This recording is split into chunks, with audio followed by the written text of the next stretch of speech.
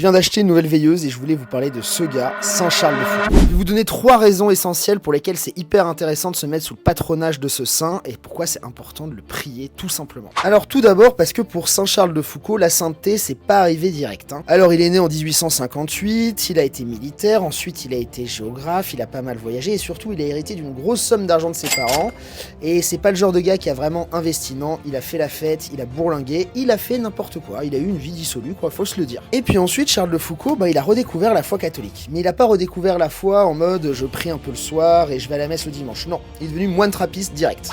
Pourquoi j'aime ce saint aussi, c'est parce qu'il est parti en Palestine parce que si vous voulez la trappe ça lui suffisait pas, lui il voulait être ermite. Donc il est allé méditer et il a écrit des prières magnifiques dont l'une dont je vais vous lire un petit extrait.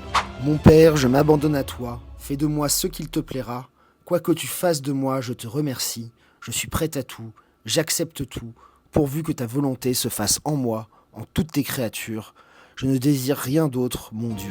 Et enfin, ce que j'aime particulièrement chez lui, c'est qu'il est allé au bout de ses idées. Il est parti au désert en Algérie, il a vécu 12 ans avec les Touaregs, il a d'ailleurs écrit un dictionnaire français Touareg. Il voulait créer une communauté, mais personne n'a voulu venir dans le désert avec lui, du coup il est resté là, seul, et il a fini mort, assassiné, martyr. Donc voilà, Charles de Foucault, il a été béatifié en 2005 sous Benoît XVI, et enfin canonisé par François en 2022, et d'ailleurs, une partie de ses restes, de ses ossements, sont sous l'autel de Notre-Dame de Paris. Ce que j'aime chez lui, c'est que rien ne le destine à la sainteté, et pourtant, il y est arrivé, il est allé au bout de ses idées, et ça c'est particulièrement remarquable, donc faites comme moi, priez Saint Charles de Foucault.